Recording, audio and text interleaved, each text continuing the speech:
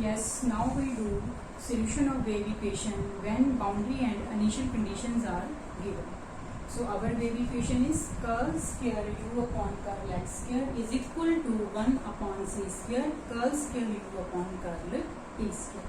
So if this is equation number 1, so then our boundary conditions are obtain particular solution for, क्या है हमारी boundary conditions, u is equal to fx when t is equal to 0 initial condition, curl u by curl t equal to gx as t equal to 0. ये हमारी initial conditions हैं. तो हम क्या करते हैं, जो हमारी ये स्ट्रिंग है इसको हम टेस्ट कर देते हैं between 2 points from 0 to a. This means our length is a. तो हमारा initially we are at 0 and then lastly our end point क्या है, second end point is a. So our solution is if we are stretching this string, so our function is of the form u x t. So firstly we have 0, then we have a. We are stretching our string in between 2 points 0 and a. So this is 0. U is 0 in both case. Firstly we have x equal to 0 and then x equal to a. This is our boundary condition. Initially we have u is equal to fx, t equal to 0, u x t initial deflection, and when we are taking derivative initially, then this function is equal to gx. This is initial velocity. This is our initial velocity gx. Now first step is we substitute u x t is equal to x of x t of t. हम सबसे पहले क्या लेते हैं, इसको x of x t of t का function लेते हैं. This is a solution of 1. This means according to 1 we find derivatives find करते हैं और हम इस इक्वेशन में हम सब्स्टिट्यूट करते हैं. Then we separate variable separate के बाद then उसको हम एक सम कांस्टेंट लेते हैं. Then we क्या है, solve for 3 cases. जो हमारा कांस्टेंट है वो 0 है, उसकी वैल्यू पॉजिटिव है, उसकी वैल्यू नेगेटिव. तो क्योंकि हम वेव इक्वेशन को डिस्कस कर रहे हैं, जिसमें हम सोल्यूशन वो सिलेक्ट करेंगे जो पीरियोडिक हो, तो उसके अकॉर्डिंग हमारे पास जो सोल्यूशन आया है वेव इक्वेशन का, so we know solution of wave equation is this one. u x t is equal to c1 cos lambda x c2 sin lambda x, साथ में क्या है c3 cos c p t plus c4 sin c p t. ये हमारे क्या है जो solution आया है when we have discussed 3 case. Then according to wave equation periodic function के लिए हमारे पास ये जो इक्वेशन नंबर 2 है दैट इज हमारी suitable equation. Now next is this. What is this? We know first function is X of, ये हमारी x function की वैल्यू है और ये हमारी टी फंक्शन की वैल्यू है, और जब हम दोनों को मल्टीप्लाई कर देते हैं देन वी रिक्वायर्ड क्या है, get our required solution. So this is value of capital X and this is value of capital T. Now हम C1 C2 कांस्टेंट को A B लिख सकते हैं और C3 C4 को इन जनरल हमने क्या लिख दिया, capital C and capital D. So these are our equation number 3 and 4. Now next step is to we have to use these boundary conditions. So ये बाउंड्री कंडीशन क्या कहती है, u 0 है दोनों ही केस में, पर x 0 लेना है और इसमें x a लेना है. तो हम क्या करते हैं, जो हमारी इक्वेशन नंबर 3 है हम इसमें ये बाउंड्री कंडीशन डिस्कस कर रहे हैं. हमने क्या करना है, we have u x t is equal to x of x t of t. तो हमारी फर्स्ट कंडीशन, बिकॉज हमने u फंक्शन को डिस्कस करना है तो मैं इसमें ले रही हूँ this u is equal to 0 when x equal to 0. तो इस फंक्शन को 0 लिया is equal to this become small x 0 x of 0 t of t. दूसरी x को a करना है, u को 0 करना है, so this become 0 is equal to x of a t. तो इन दोनों से हमारे पास क्या कंक्लूजन है, या x ऑफ 0 0 है या t ऑफ t फंक्शन 0 है. फ्रॉम हियर या x ऑफ a 0 है या t ऑफ t 0. अगर हम x ऑफ 0 और x ऑफ a को 0 लेते हैं तो ठीक है, पर अगर t ऑफ t को 0 लेते हैं तो दोनों ही इक्वेशंस क्या बन जाएंगी, 0 हो जाएंगी. t ऑफ t दोनों में आ रहा है तो ये हमारी टर्म खत्म हो जाएगी, हमारा फंक्शन खत्म हो जाएगा. तो हम क्या कह रहे हैं कि this is not equal to 0. So we are selecting x of 0 equal to 0, x of a equal to 0.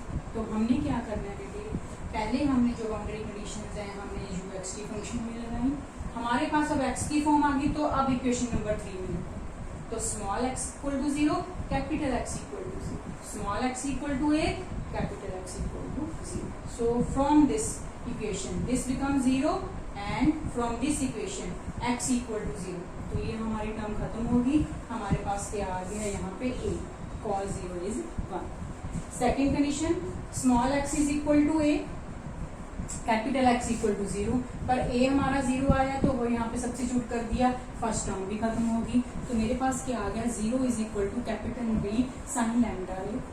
Next b 0 नहीं हो सकता, बिकॉज अगर दोनों कांस्टेंट 0 हो जाएंगे देन अगेन हमारे पास सारी इक्वेशन खत्म हो जाएगी. So we select sine lambda a equal to 0, और साइन सारे पाई 0 होते हैं, तो हमारा क्या आ गया, sine lambda a equal to 0, और you can say sine n पाई.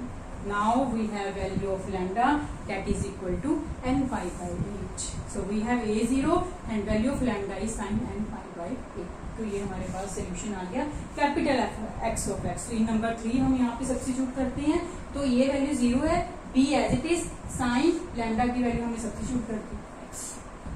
इसी तरह से हम 4 नंबर इक्वेशन में लेंगे. 4 नंबर इक्वेशन हमने सिलेक्ट की, तो उसमें भी हमने वैल्यू सब्स्टिट्यूट कर दी हमारी n pi by a, n pi by c और d हमारे एज इट इज कांस्टेंट. और ये हमने यही इक्वेशन क्यों सिलेक्ट की है, बिकॉज ये हमारी कंसिस्टेंट इक्वेशन है पीरियोडिक फंक्शन के लिए, हमारी equation suitable equation. Now what is u x t function, दोनों को मल्टीप्लाई करके now we multiply these two functions, so we have this required solution. पर फर्क क्या होता है, हम इन जर्नल लेते हैं तो हम b को bn ले लेंगे, c और d को cn dn ले लेंगे.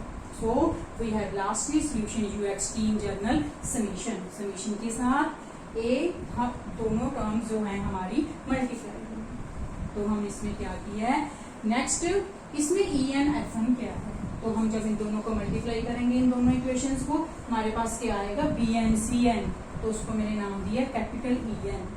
नेक्स्ट आएगा bn dn, उसको हमने क्या नाम दिया, कैपिटल fn. सो ये हमारे फर्दर जो जनरल कॉन्स्टेंट्स हैं en एंड fn. बाकी sine n pi x by a as it is, these two function as it is, वो हमारी आ गई general equation. This is equation number 5, that is when we are applying boundary conditions.